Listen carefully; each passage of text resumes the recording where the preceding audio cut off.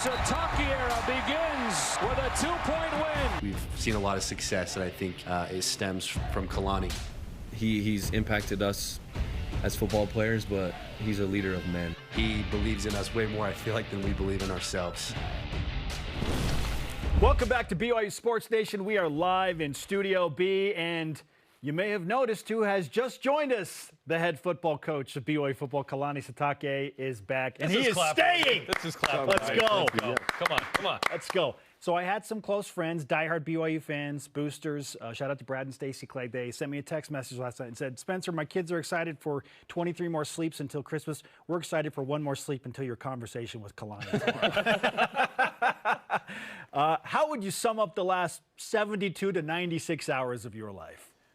Yeah, I mean, I think it was even weeks before, you know, just a number of schools reaching out and contacting, and that was cool, more feelers and everything, but so focused on the team and what we were doing during the season that it was easy to push it off to the agents and stuff like that, and then didn't even want to approach thinking about it until we get to this moment, you know, and didn't want it to be any of it to be a distraction. So when someone, I guess, caught sight of somebody, you know, a school coming to visit, they kind of blew it up there, and I just kind of pushed it off and said, hey, let's worry about that after the game.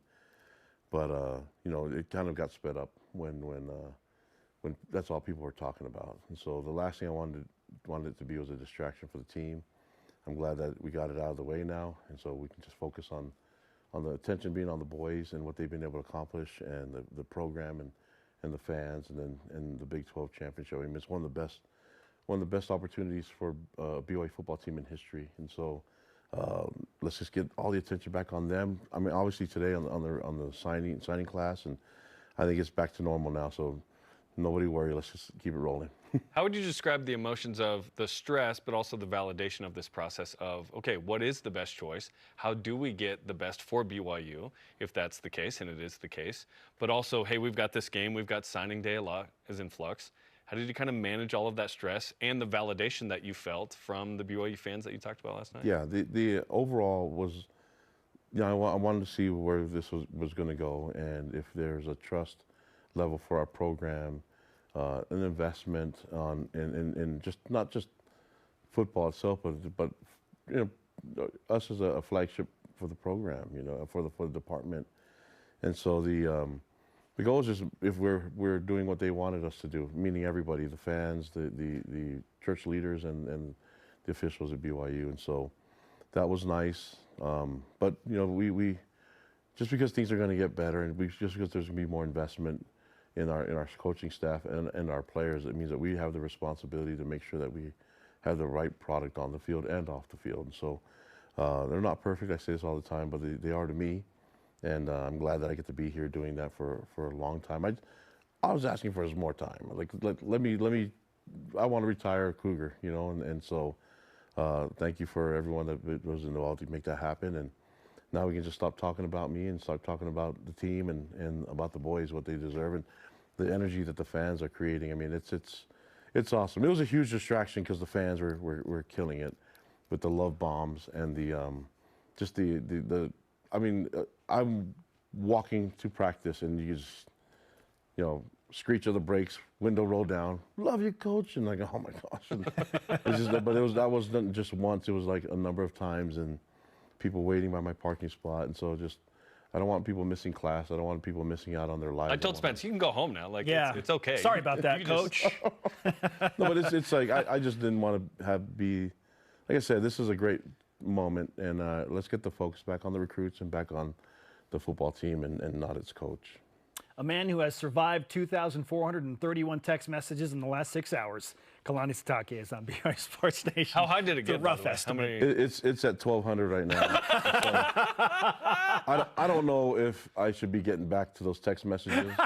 Not this week. Anybody that's texted me or emailed me, probably not going to happen. Next week. Yeah, and I don't want to send like the you know, like, I don't want to say like thank you, bro. I don't want to do the generic answer. Appreciate you. But I'll get to him eventually. But it's got to be after we win the championship. Let's go. Oh, Coach Kalani with us on BYU Sports Nation. You talked about now that those resources are more ample and you do have more support staff and more to work with, how do you see that playing out in your future and your vision for BYU football with that type of support in play? Well, the goal is to get the best athletes here that fit what we're trying to do as a team and fits the mission of a university and fits the Church of Jesus Christ of Latter-day Saints. And so that's the key. With the resources that we're being given, it just makes sure that we cover it all, and that there's recruits that are out there that maybe don't know enough about us, you know, and we can make sure that we get to them. So the reach extends a little bit more, and the net gets a little bit bigger, and maybe we can bring more guys that can make an impact like Bear Bachmeyer and LJ Martin and others, and not just limited to members of the church, but also that we can get the best members of the church here too. I just want great young men that are obedient and honorable young men to their parents, man. Like I said, I'll take obedient sons any day, and it's worked in the past, you know, with those stories, and so it would definitely work with a football team. Can this be a galvanizing moment? Because, like you said, it was starting to be a distraction. Let's figure this out. And I love that you did it yesterday, because signing day today can happen fully with this great class. Can this be a galvanizing moment for Saturday? I think so. I mean, it's all about momentum. And, you know, after experiencing the loss against Texas Tech, that was difficult for the team. But I know it's difficult for everybody else. And it's kind of like the feelings are like, oh, great, here we go again. Kansas last year and Arizona State. And everybody was talking about that, but the leaders stepped up. They created some momentum. They said, hey, we've been here before. Let's answer back. And then we went on a good run there. We had TCU, Cincinnati, and finished the game at UCF. And I thought the guys played great. Not awesome, not as best as we can, but I was really proud with them. I mean, the UCF game was difficult because we already knew that we were in the championship. A little bit of a distraction, but that also shows you where a distraction can actually punish the team. But if you're talking about momentum, then now this can be momentum with getting this stuff out of the way. The recruits can be really happy about today signing, and then we can just stay focused on the team. So I think it can create some really cool momentum that will go into the game this weekend. Also, that's the team that beat us, you know, and so this is some redemption time for us. So there's a lot of different stories that go into it. It's all funneling for the right things, and I can't wait to play the game. Kalani Sitake is on BYU Sports Nation. Last night, BYU listed again, number 11 in the college football playoff rankings. Some of your loudest national microphones are Dave Portnoy from Barstool Bravo, Sports, Dave. Robert Griffin III, among others. Stuart Mandel's joining the conversation. So BYU is being recognized as a team that's being overlooked. So how do you and the team handle that? Again, I know you're on Wake Up Barstool this morning to talk about it, but what are your emotions when you don't see BYU on notable graphics last night during the playoff rankings reveal, and just where you stand right now? Well, I said I wasn't going to campaign and all that, but the season's done now, and we're going into championship mode. And I'm just going to be honest, it's a little disrespectful. You know, if your job is to put the comparisons up there, but you leave BYU graphic out, and you're comparing other schools, and then last week when you go 9 through 15 and you put them all up except for you subtract BYU and Utah, it seems like that's kind of maybe done on purpose, and maybe a committee shouldn't be doing that on purpose, you know, in my opinion. And if your job is to honestly compare it, then don't leave us out of the conversation. Last year, I felt like we didn't belong in the conversation because we weren't in the championship game, and now there's teams that aren't in a championship game that are sitting there waiting to see if they're going to advance or move back. And they have no say in it, just watching other teams play. I said it before, they should all play a game then. If teams aren't going to play in a championship game, but they're going to be in a playoff, they should all play a 13th game. Interesting. I mean, what else are you going to do? If last year we could have played against the third place team of another conference, that would have been amazing. And then you can honestly compare it. And if their question is, well, who deserves to be in the playoff, Notre Dame or Miami, let them play. Like, settle it on the field and let them play again. Yeah. They did play. Yeah, it's like, but that's the thing. Is like, if they're questioning of whether it's happened in week 1, then let them play right now. Or if you're going to say that we're only going to count the last 6 weeks, then let's do that too. Like there's got to be something that you can't just say one thing and then change the game as you're looking and seeding the playoff teams. And with that being said, you know, I mean, we're 11-1, and we're the only power conference team that's playing for a championship that's not in the top 10 in these type of rankings. And so, figure it out, guys. If to me, it's like if not, then don't punish the team for being in the championship game, but then elevate other teams. Don't let them have the upper hand by not playing a game. Then why would anyone want to play? And you hear, to me, it's like then just put the thing at 24. Like let's go to 24 like the FCS. Everybody can play that 13th game. They don't even have to play a championship game. I mean, if you're looking at it that way, Texas Tech would win the Big 12 because of the tiebreaker, and then everybody else would actually be in the playoffs. It was a 24-team system, and we'd have more representation from our conference. But yeah, I probably spoke too long on it. This is when you don't even put our logo up there and you don't even talk about us, then that's disappointing. Therefore, what does that mean for Saturday in terms of you win, you know you're in terms of motivation? Yeah, I mean that's what it comes down to. We have no choice but to look at it that way, and don't know who the committee is going to be cheering for, you know. So, but the committee shouldn't be cheering for one team or another to make their picks, to justify their picks. They should just honestly be looking at it from a view of who best deserves to be on there, and have it be settled on the field. So if not, then figure out a system where everybody plays their 13th game, and you can match it up. It's not that hard to do. They could have done that on Sunday, and they said these are the matchups, and everyone's going to play the 13th game, and I think then you can have a great comparison. But hard to compare a team that's not playing to a team that's actually playing. Amen to that.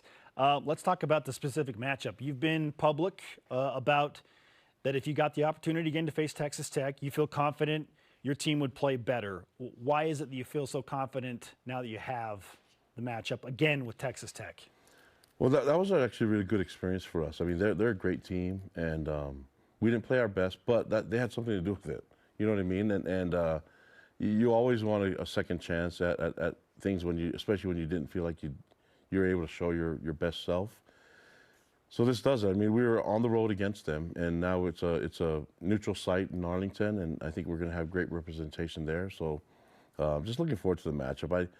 I said it before too. Like Texas Tech knew that we're going to see them in a few weeks. They said it to us post game, and so there's no surprises for them either. So this is going to be a physical game. It's going to be a lot of fun, and I imagine that we're going to play better, but they may too. You know what I mean? So let's just see what happens. But I love the preparation, and I like the focus from our team, especially now that we got this distraction out of the way. And let's keep the momentum in a positive way going, and it's going to be fun to see all the fans there too. Let's talk about the signing class, projected to be top 20, your best one yet. Why was this one so special and so high? Yeah, I think this is because of the change in how recruiting was, and being a focus on summer visits, things like that. A lot of these guys came on visits when there was nobody in school, and so they got the real BYU and what it's all about, and not just because of the excitement, the energy in the stands, you know. But the cool thing is that we saw a lot of these recruits at our games too, and so they can feel the energy from everyone. They're just a great fit to what we're trying to accomplish. A good number of them are going on missions first, but there also are a lot of them that are starting school in January. But the talent there is unbelievable. And I know you said it's probably our highest ranked signing class. We're looking at probably a few more surprises, you know, and even adding to this class, I think we can really bring some great talent, even the transfer portal. But you have to start with something with a great nucleus, a great foundation, and these guys are exactly that. They fit exactly what we're looking for. Just really proud of these guys, and you know, if there's the only negative is that some of them have been committed for so long that they dropped a star or half a star or whatever it is, which is like another thing that we can talk about later. But more disrespect. Yeah. But it doesn't matter. Like the truth is, we're not doing this for the rankings. We know what these young men can do on the field. But I bet you when you look at the integrity and the character of these young men, they're top signing class in the country, and I'm looking forward to coaching these young men and being around them and the things that they can do in the classroom and off the field, and that combined with what they're going to do on the field. Coach, we're so glad you got some well-deserved rest last night. I know it's been a few sleepless nights, so glad that happened. Also, yeah, just delete those 1,200 text messages. Delete? Don't even look. I don't know. Well, I mean, no, I probably shouldn't say this. There's always something to do during sacrament meeting a little bit. Respond to some. I consider that as like I'm reaching out to God's You're children. ministering. Yes. Yeah. I mean, but yeah, now that I said that, Bishop's going to probably call me and make me do something coarse or something. I don't know. Now I'll have a testimony from Kalani Sitake. Coach, thanks for the time. We appreciate it. We're so glad you're here. Congratulations. Love you guys. Thank you. Go Cougs.